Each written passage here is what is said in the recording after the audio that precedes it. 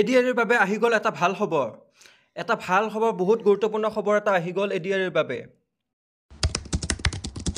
APSC লেভেলত হ'ব লগা পৰীক্ষা এতিয়া সলনি হ'ব যাই আছে। আপোনালোকে সকলোৱে জানে যে আমাৰ পৰীক্ষা APSC লেভেলৰ টাইপ হ'ব যাই আছিলে প্ৰিলিমছ, মেইনছ আৰু ভাইভা।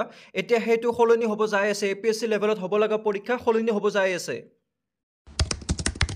মুখ্যমন্ত্ৰীৰ ফালৰ পৰা এটা নতুন ইংগিত পোৱা গৈছে। আপোনালোকক জনাইছোঁ যে আমাৰ মুখ্যমন্ত্ৰী হেমন্ত বিশ্ব শৰ্মাৰ পৰা এটা নতুন ইংগিত জনা গৈছে।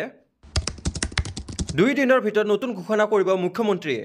2 দিনৰ ভিতৰত অহা 2 দিনৰ ভিতৰত মুখ্যমন্ত্ৰীয়ে নতুন ঘোষণা কৰিব এই এডিআৰৰ পৰীক্ষাৰ ওপৰত। আপোনালোকৰ পৰীক্ষা APSC লেভেলৰ হ'ব নে আগৰ তৰিকা মতে হ'ব সেইটো বিষয়ে বৈঠকত আলোচনা হ'ব আৰু 2 দিনৰ ভিতৰত আপোনালোক সকলোকে ঘোষণা কৰা হ'ব মুখ্যমন্ত্ৰীৰ ফালৰ পৰা। অসম চৰকাৰৰ তৃতীয় আৰু চতুৰ্থ শ্ৰেণীৰ যি পৰীক্ষা হ'ব তাত আমি লোকসেৱা আয়োগৰ আৰ্হিত প্ৰিলিমছ আৰু মেইনছ আমি অনুষ্ঠিত কৰিম। 2-এজন ব্যক্তিয়ে মোক জনাইছে যে পৰীক্ষাত নতুন নিয়ম এই বছৰ কৰিব নালাগে, কাৰণ আৰু যিহেতু 2 মাহ আছে গতিকে আমি পুৰণা বা আগৰবাৰৰ দৰে পৰীক্ষা পতাটো উচিত হ'ব। আমাৰ চৰকাৰখনে সদায় ৰাইজৰ কথা শুনিবৰ বাবে চেষ্টা কৰে, কাৰণ আমি বিশ্বাস কৰোঁ লাও যেনেকে পাতৰ তলত থাকে চৰকাৰো ৰাইজৰ তলত থাকে, ৰাইজৰ ঊৰ্ধত নহয়।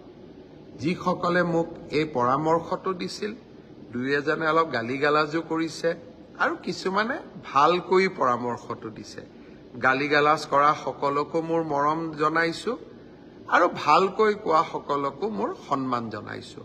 আপোনালোকৰ পৰামৰ্শ অহা 2-3 দিনত আমি বিবেচনা কৰিম আৰু যিহেতু পৰামৰ্শটোত মেৰিট আছে যে হয় 2 মাহ থাকোঁতে পৰীক্ষাৰ পেটাৰ্ণ এটা সলনি কৰিব নালাগে, বিষয়টো আমি ডেফিনেটলি আমি বিবেচনা কৰি অহা 2-3 দিনতে আপোনালোকক ইয়াৰ সিদ্ধান্তৰ বিষয়ে মই অৱগত কৰিম।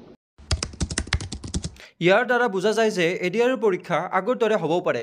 আমাৰ মুখ্যমন্ত্ৰীৰ যিটো ঘোষণা কৰিলে এই লাইভ ভিডিঅ'টোত, এই ভিডিঅ'টোৰ পৰা এটা ইংগিত পোৱা যায় যে পৰীক্ষা আগৰ দৰে হ'বও পাৰে। ভিডিঅ'টো শ্বেয়াৰ কৰি দিয়ক যাতে সকলো ছাত্ৰ ছাত্ৰীয়ে এই ভাল খবৰটো পায়। আপোনালোকে সকলোৱে ভিডিঅ'টো শ্বেয়াৰ কৰি দিয়ক যাতে এই ভাল খবৰটো সকলো ছাত্ৰ ছাত্ৰীসকলৰ তাতে যায়। তেওঁলোকে সকলোৱে যে যোনবিলাকে ভয় খাই আছে সকলোৱে যাতে নিৰ্ভৰ হৈ যায়।